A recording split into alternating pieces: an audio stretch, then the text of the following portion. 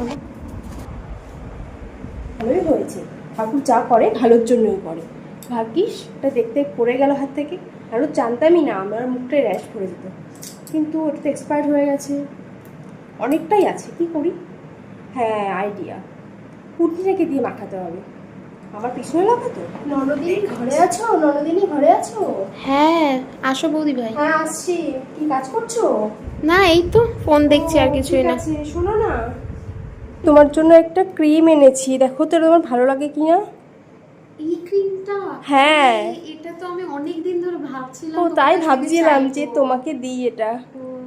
Thank you বৌদি ভাই। ঠিক আছে, থ্যাংক ইউ বলার দরকার নেই। ঠিক আছে, ঠিক আছে, থ্যাংক ইউ। ওকে ওকে, মেখো কিন্তু। হ্যাঁ হ্যাঁ হ্যাঁ, ঠিক আছে। অনেক দিন ধরে এই ক্রিমটা মাখবো ভাবছিলাম, বেশি বেশি করে মাখি। এটা আমার খুব ফেভারিট ক্রিম। কি মন হলো আজকে, হ্যাঁ হঠাৎ আমাকে ক্রিমটা দিয়ে গেল, কি জানি বাবা, হয়তো একটু ভালো হয়েছে, শুধরে গেছে।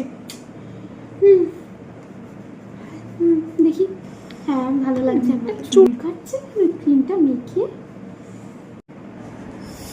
বাবা, এগুলো কি আমার মুখে, এগুলো কি উঠে গেল? নিশ্চয়ই ওই শাকচুন্নিটা কিছু একটা দিয়েছে, এক্সপায়ারি হওয়া আমাকে মাখিয়েছে। দাঁড়া, এত বড় সাহস না তো, তুই আমাকে এক্সপায়ারি হওয়া ক্রিম দিয়েছিস। দাঁড়া, এবার তোকে আমি কি কি মাখাই, এবার তুই দেখ।